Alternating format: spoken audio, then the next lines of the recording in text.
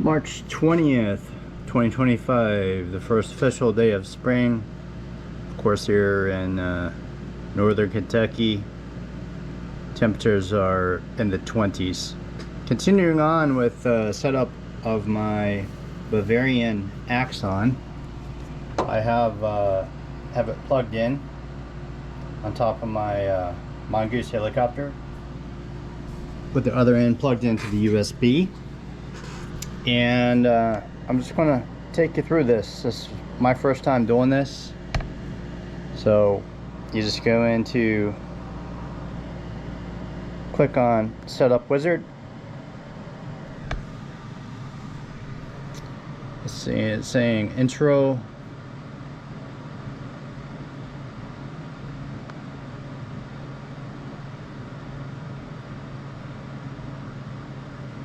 Saying something about a software update.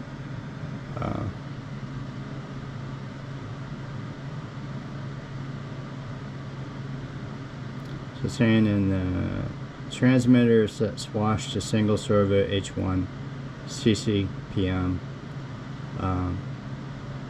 Disconnect electric motor to prevent injuries. All parameter changes are directly written to the Axon. If you're using analog servos, please do not connect them at this time. The servo type is set to digital per default. Okay, best way to connect the power supply, 4 to 10 volt, is directly to the unit and not split between the unit and receiver.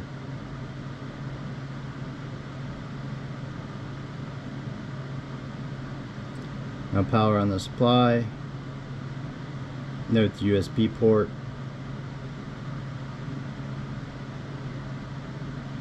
Does not supply the heli's electronics with power, but only the device itself. So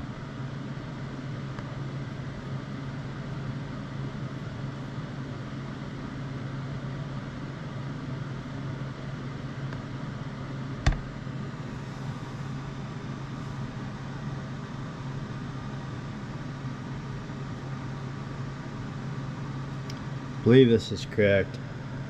Servo type digital 166 hertz for the head, digital 166 hertz for the tail. Let's see what the options are. I'll have to go in and double check that. So I just got those servos. Set servo type, main motor direction seen here from above. Okay, this is really critical right here for me, because my Airstar Mongoose helicopters, they spin counterclockwise, and that's atypical for RC helicopters, but they're based on Vario, and they have the belt drive on the belly, so the blades spin counterclockwise. This is extremely important. You cannot miss that. And I'll have the check on that with the servos.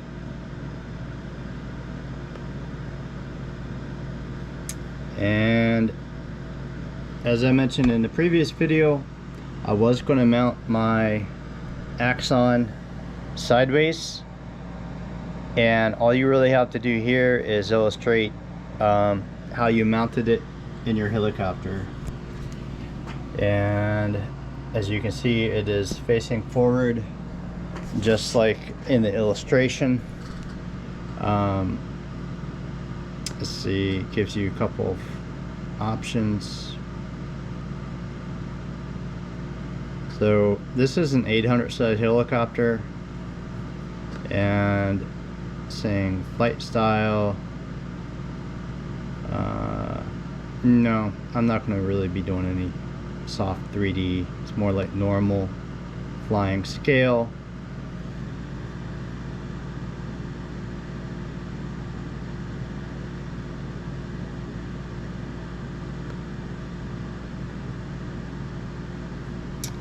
Okay, dashboard, step 5, transmitter RX, transmitter receiver, set input signal. Note, when cable loom is selected, the following step, number 6, is skipped, which would be the channel assignment for any serial input option. And I use Futaba, so I don't have any of the Spectrum satellites, because Futaba has a really good front end. Right now I'm not really for sure how I'm going to do this. I was originally going to use the cable loom, but there are so many cables that I'm running out of channels on my receiver, and one of my friends had texted me a photo with his, and he just has one cable plugged into the receiver. And if that'll work, that would really simplify things. You know, it'd be super simple if I could do that. And so taking a look at the options here, you know, it's, you know, if you do fly Spectrum, it does have that. For satellites, there's no need for that. So right now I'm going to leave it on cable loom.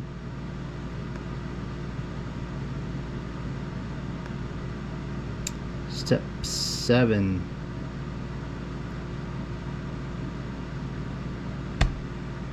Yeah, I'm probably really not going to be able to finish all this tonight, but it's kind of nice to get my feet wet, get in here and see what all is on here.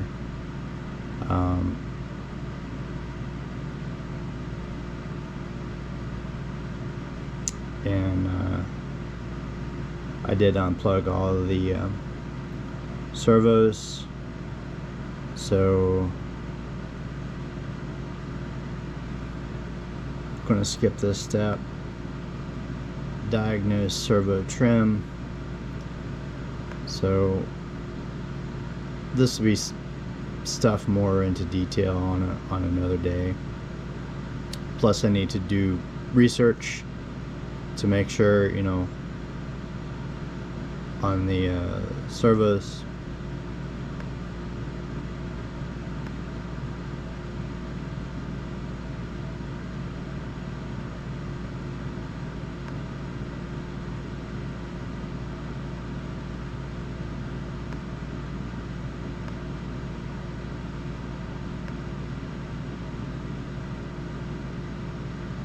This has a lot of options. Now I have 4 servos, so let's see.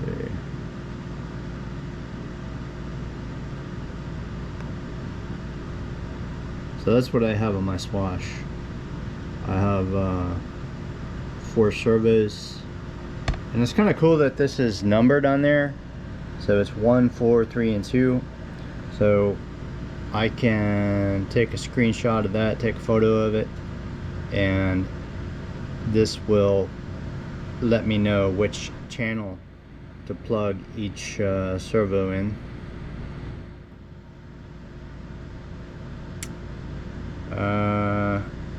And right now, so it gives you the option to reverse the tail, but again, that's going to require plugging everything in and checking to see. But if the pitch is changing in the wrong direction, this will allow you to reverse that. Let's see. So this is swash servo travel. Necessary, do not set any swash phasing at this time, otherwise skip this step. Helicopter's head mechanics, rotate it. This can be adjusted using virtual swash phasing. Not really for sure what that is. Swash travel, adjust the servo travel at this point. 18 says outro. Final important notes: check the gyro correction for all 3 axes. It is recommended to do this prior to every flight, which I do. Basically, you pick the helicopter up and you tilt it forward. Swash plate should go back. You tilt it to the right. Swash should tilt to the left. Tilt it to the left. It should go to the right, and you tilt the helicopter backward, and the swash should tilt forward. The flybarless control unit simulates the flybar. In your old school RC helicopters, they have the flybar paddles, and it just helps stabilize the helicopter. And with that taken away, the flybarless control unit basically replaces the flybar, and it helps to stabilize the helicopter. And it says step 19, outro. Now the helicopter's ready for maiden flight. And tuning the system. Always make sure the swash is level prior to lifting off. In case it is tilted, example, because the model was powered on while ago already, reinitialize the system by power cycling. So in other words, if you already flew and you land it and you get ready to go again, you need to turn the battery off for the receiver, and it'll reinitialize